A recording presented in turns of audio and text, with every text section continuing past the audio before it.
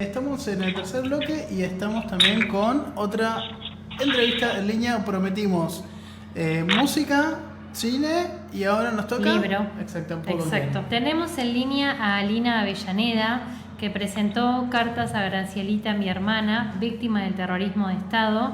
Esto pasó el pasado viernes 25 de marzo en el Parque Municipal Multipropósito La Estación. El libro fue declarado de interés legislativo y municipal y cuenta con prólogo de Tati Almeida, madre de Plaza de Mayo Línea fundadora.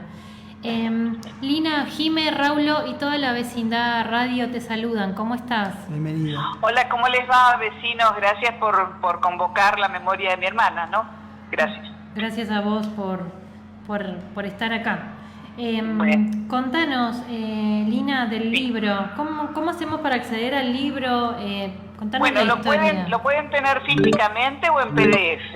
Es gratis, está en todas las bibliotecas de la zona sur está, pero además en la Secretaría de Derechos Humanos de Avellaneda, que queda en la calle 12 de octubre 234, pleno centro de Avellaneda. Allí lo pueden retirar entre las 10 y las 19 horas todos los días. Pero más allá de eso, solamente con pedirlo a linavellaneda@hotmail, yo lo mando por PDF. Es un libro documento, escrito en forma de cartas, no es muy largo, porque bueno, lamentablemente la vida de mi hermana no ha sido muy larga. Entonces los recuerdos que he juntado desde que tengo memoria hasta que me fui ya de mi casa y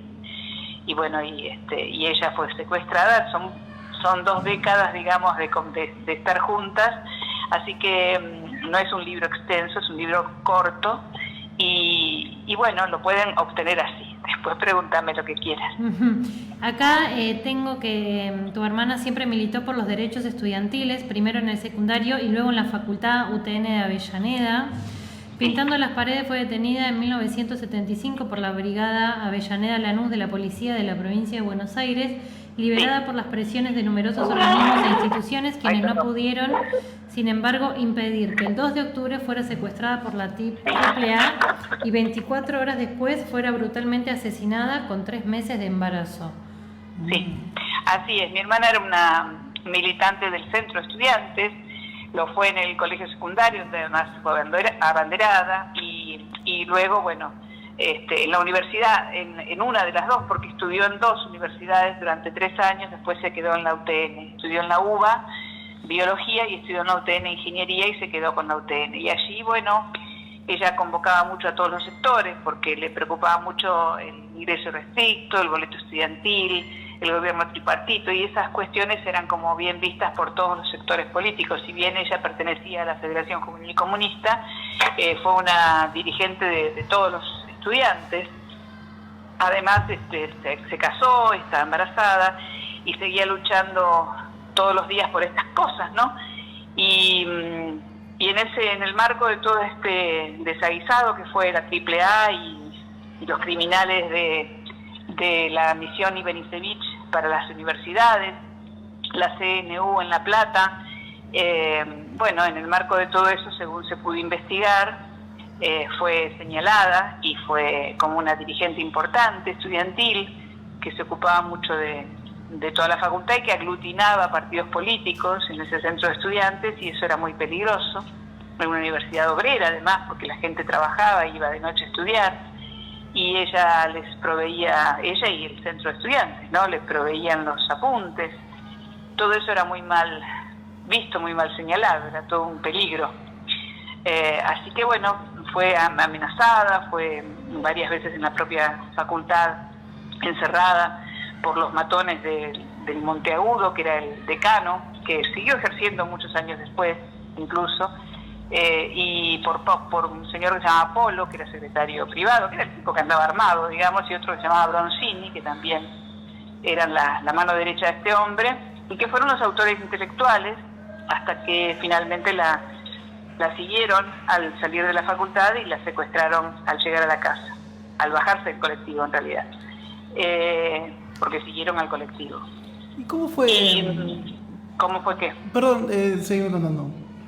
No te escucho. No, seguí contando, discúlpame. Bueno, no, y después esto que te estoy contando es lo que además apareció en el juzgado, y por eso fueron llevados a juicio, o intentados llevar a juicio, se intentó llevar a juicio, para hablar un poco más mejor, a los autores intelectuales, y el juez Ollarvide puso a uno entre rejas esperando el juicio y al otro se fue del país.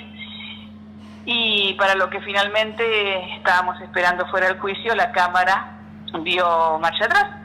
Declaró que los crímenes de lesa humanidad, que nosotros consideramos de lesa humanidad en 1975, no lo eran porque había un gobierno democrático, o vio que ese gobierno estaba absolutamente manejado por la AAA en cuestiones de derechos humanos, y por lo tanto mandó el caso a cero, a tribunales comunes, ordinarios, en Lomas de Zamora, lo cual es la muerte misma por segunda vez de mi hermana, ¿no? Esta vez en la justicia.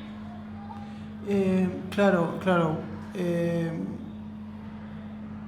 Y más adelante ahí fue finalizó todo lo que sería la causa.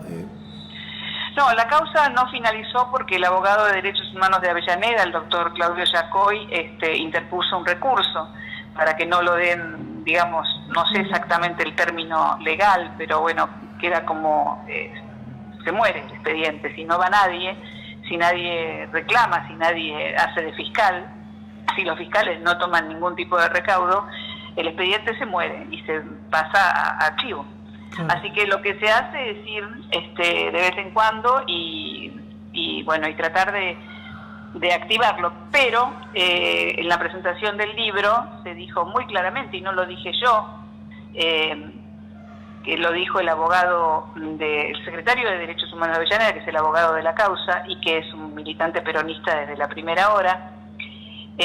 Lo dijo él, lo dijo en público, y lo repita quien quiera oírlo, que en la justicia también hay, desgraciadamente, una confabulación con ciertas partes del poder, de eso no se habla, de eso no se investiga desde la dictadura en adelante. Eso me llamaba la atención, porque realmente me ha puesto a reflexionar, sobre todo porque no recién ahora, pero de repente se empezó tímidamente a hablar de lo que pasó durante los años de Isabelita posterior a la muerte de Perón. Y es cierto que había crímenes y había persecuciones, pero no sé, fueron un poco como veladas, ¿viste? No se decidió como que esos horrores de democracia, fueron como ocultos, y en eso veo que no entra el asesinato de tu hermana. Claro, ¿me escuchás? Sí. No, perdón si interrumpí, pero se corta un poquito. Sí, exactamente, es así como vos lo decís.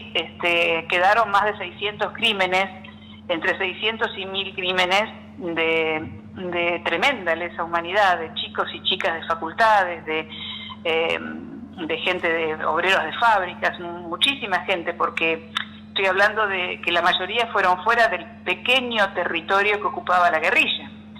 Que en realidad la guerrilla, dentro de los 30.000, según incluso los propios datos de Estados Unidos, no los míos, no los nuestros, de organismos de derechos humanos, no han sido más de 4.000 personas involucradas, ¿no?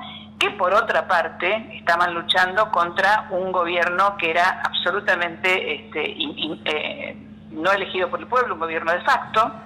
Se levantaron en armas también contra el gobierno de Isabel Martínez de Perón, es cierto, porque ese gobierno era un gobierno títere, que no existía, que en la práctica era gobernado por lo peor del fascismo de la Argentina. Sí. Así que tampoco en ese caso se justifica lo que hicieron con ellos, porque de última se los hubiera detenido y llevado a la justicia, como es lo que se debe hacer.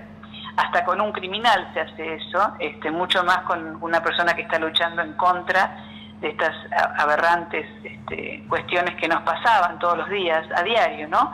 No, se los tiró desde un avión, se los torturó hasta morir, o sea, se hizo todo lo que es justamente de ofensa total a la humanidad, por eso se llaman de lesa humanidad, ¿no? Ofenden lo más entrañable, lo más fuerte de nuestra sensibilidad.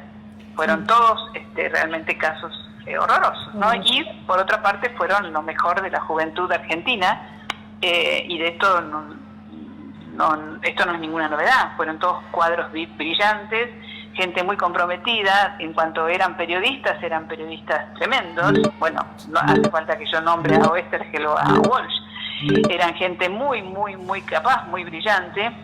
Y bueno, volviendo a mi hermana, era realmente muy brillante, era muy, muy capa, muy, muy estudiosa, dormía muy poquitas horas por día, 3-4 horas, el resto se la pasaba en el piano, en la facultad, haciendo apuntes y bueno, y estudiando y viviendo, ¿no? No, es claro, esa concepción de la vida que se escucha un montón, que tiene que ver con la militancia, que tiene que ver con la entrega hacia lo colectivo y hacia el otro. Entonces, por eso, ¿no? Absolutamente, Que hoy es como pareciera ser que estamos en la inversa, en la concepción tal vez más individualista, más yoica, pero que hay algo transversal desde esa época hasta ahora, que hoy la figura de la militancia se la sigue desnostando como si fuera, ¿no? Lo peor, o sí, como o cerebros lavados, cuando en realidad generan una red social, un entramado muy importante. Y también esto, ¿no? Tienen esta cuestión de la entrega de la vida por lo colectivo y por el otro,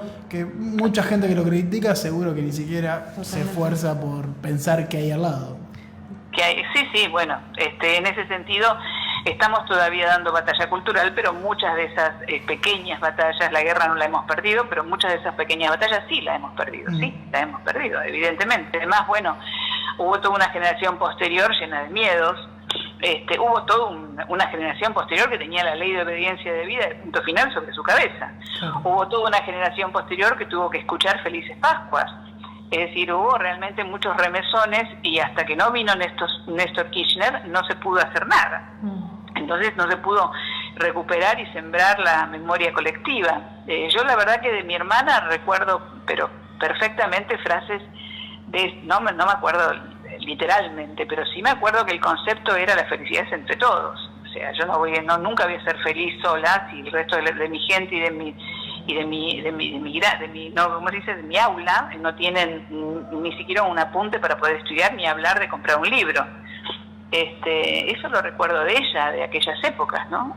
Que nosotros le recriminábamos como familia que no la veíamos nunca, que se cuide, que estaba embarazada, no que se cuide de que algo le iba a pasar, porque nunca lo pensamos, jamás lo pensamos, porque a veces es el día de hoy que me preguntan cómo no se fueron al exterior. Nosotros somos una familia muy humilde, muy humilde. Mi mamá, su luna de miel fue conocer el Obelisco. Imagínate, nunca estuvo ni siquiera en nuestras cabezas viajar a una provincia del interior, porque éramos muy humildes, muchísimo menos irnos del país o sacarla del país a mi hermana. Además, no sabíamos en ese momento por qué, o sea, no entendíamos que también a ella le podía pasar. No lo entendíamos en ese momento. Uno después se fue como desayunando con todas estas cosas. Yo no sabía en ese momento que ya había 600 compañeros desaparecidos de todas partes. Yo no lo sabía en ese momento. Y además hay que reconocer que mucha dirigencia de ese momento tampoco acompañaba esto, tampoco decía, bueno, nosotros sí sabemos tal y tal cosa y ustedes tienen que cuidarse. No, porque eran otros tiempos, y la verdad que había una mezcla de ingenuidad y de esperar que venga el compañero de más arriba y cuente cómo estaba la situación, y de creer absolutamente en ese compañero. Hoy día, por suerte, se discute todo más y se plantean las cosas de otra manera, pero en ese momento no, y la verdad que para nosotros fue, además del horror que implica toda una entre comillas, ¿no? Una sorpresa, así como algo absolutamente inesperado. No era que teníamos en nuestra familia una persona que había optado por tomar las armas y rebelarse contra un gobierno horroroso, no era eso. Era una estudiante que además bailaba clásico, tocaba el piano, escribía poesías de amor hermosas, y que era brillante en todo sentido, y que tenía un sentido del humor tremendo, y que por eso era tan carismática y la querían tanto. Y la verdad que nunca pensamos que le iba a pasar esto. Y Lina, y en relación, yendo al libro particularmente, ¿cómo fue el armado, cómo fue acomodar toda esa información con lo que vos traías, todos esos recuerdos, la selección de qué va primero, qué va después? Mira, la verdad es que yo hace mucho tiempo que quería hacerlo porque los organismos de derechos humanos nos decían que no, que los que pudiéramos hablar, habláramos, para que no quedaran en números nada más, que el número no dice mucho, ¿no? Sino que quedara un recuerdo un poco más nítido de qué le gustaba hacer en la vida diaria, en fin, de todas estas cuestiones cotidianas, ordinarias, pero que nos definen, ¿no? Como personas. Y me costó mucho porque, bueno, yo tengo mi vida también llena de alumnos y llena de música, de canciones, y este es un recuerdo que por supuesto está en mí y seguirá en mí toda la vida, todos los días de mi vida, pero que cuando uno se pone a hablar específicamente de esto es tremendamente doloroso, no se ha cerrado, además porque no ha habido justicia, entonces eso tampoco ayuda a hacer un duelo como se debe hacer, ¿no? Así que cuando vino la pandemia me senté frente a la compu y le dije a la compu, le dije a mi hermana, mirá, Graciela, tengo que escribirte y voy a empezar a hablarte y voy a empezar a recordar lo que nos pasaba de chiquitas. Y entonces ahí arranqué a contarle todos los días un poco. Mirá, hermana, me acuerdo ahora cuando yo tenía 5 o 6 años, ¿te acordás que nos mandaban a calear las casas así, asado, y yo no me animaba y vos me decías, dale. Y así, día por día, y un poquito mezclándole con las cosas que me pasaban a mí. Bueno, hoy fui al médico y me encontraron tal cosa y tal otra, y bueno, cuando murió Maradona le conté, mirá, murió Maradona y Pablo me llamó llorando, entonces ahora me siento en la máquina a contártelo a vos. Y así pude armar los recuerdos desde lo más lejano que tengo, desde que yo tengo uso de razón, que no sé siquiera, como aclaro al comienzo del libro, no sé si son recuerdos reales o medios que me los cuentan las fotografías, ¿no? O mi madre, que mi madre la sobrevivió, y entonces fue la única que la pudo sobrevivir porque mi padre no pudo y parte de la familia tampoco. Fue muy, muy devastador para la familia. Y bueno, nada, así pudo salir en formas de cartas, de mails. y cuando yo lo terminé, lo llevé a un editor respetadísimo, Oscar Filkenstein, que ahora falleció hace poco por un problema de salud de él, y que para mí es uno de los mejores del país, no para mí, para todos. Es un señor con muchísimos libros y experiencia y un periodista de enorme valía. Y le dije, bueno, ahora por favor, con toda esta data que te estoy dando, hacelo libro, porque esto no es un libro, esto es una cosa que yo regurgité como pude. Y bueno, y no quiso tocar nada, le puso un par de puntos, comas, pero lo dejó tal cual porque dijo que ese era el valor en sí mismo de este documento, por así decirlo, ¿no? Le recordamos a nuestros y nuestras oyentes que estamos hablando con Lina Avellaneda, que presentó Cartas a Gracielita, mi hermana, víctima del terrorismo de Estado. Lina, ¿querés volvernos a repetir dónde y cómo adquirir el libro? Sí, claro. Que lo dijimos al comienzo, claro. Y ya pasaron. Esto es gratuito, todo se hizo en forma gratuita, acá nadie gana un centavo, todo lo contrario. Se retira en 12 de octubre 234, que es pleno centro de Avellaneda, y la Secretaría de Derechos Humanos de Avellaneda. También pueden contactarse lo encuentran en Google como el espacio El Ex Infierno, Secretaría de Derechos Humanos de Avellaneda. Es un espacio donde también pasó Graciela y estuvo allí detenida esa noche, previa a que se encontrara su cadáver. Y bueno, y ese espacio se ha puesto en valor y es un lugar donde hay una biblioteca y se manejan todos los derechos humanos de todas las personas de la zona y también de gente que va de otros lugares. 12 de octubre 234. Y si no, a mi mail, que es muy sencillito, Lina Avellaneda, con las 2 A, la de Lina y la de Avellaneda, @hotmail.com, es muy sencillo, lo piden por PDF y se les manda inmediatamente. Y después, Lina, hay una página web también donde ahí se va cargando información, ¿no? Hay una página web, sí, claro, la de Graciela, donde se va cargando todo, es www.gracielacarmenpane.com.ar, y allí también no sé si ya se cargó el libro, se iba a cargar, pero la verdad que no la pude chequear estos días, estoy con otras cosas. No, hoy lo chequeé y todavía no está cargado, pero vi mucho material valioso, por eso lo quería traer acá a la mesa. Hay muchísimo material, sí. Y bueno, nada, los pongo por supuesto a disposición. El libro empezó a rodar bastante y a mí me pone feliz. Por ejemplo, fue a un colegio y los alumnos, no al colegio de ella, porque ella tiene un colegio con su nombre, que eligieron la comunidad educativa, los alumnos y los vecinos de la zona. Es la escuela número 28 nacional de Villa Domínico. Pero no allí, sino en otro colegio donde fue a parar, no sé ni cómo. Y los alumnos le eligieron cada uno una carta, entre comillas, ¿no? Estos mails que yo le escribo a Graciela, y lo fueron leyendo. Fue una situación muy, muy emocionante. Y bueno, y pasaron también otras cosas en otros lugares.